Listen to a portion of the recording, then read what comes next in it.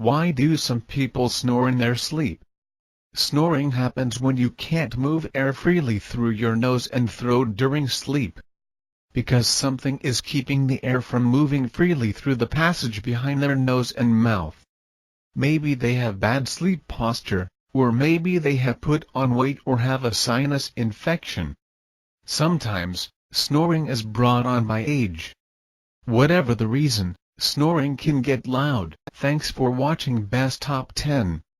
Hope you find it useful. Don't forget to subscribe, like and comment. We will be back with more useful videos.